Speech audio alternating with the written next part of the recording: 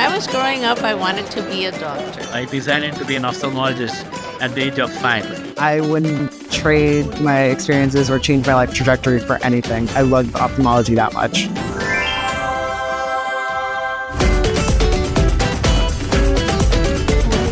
The people element of this meeting is really just on a whole different level and is the reason that I'm here every year.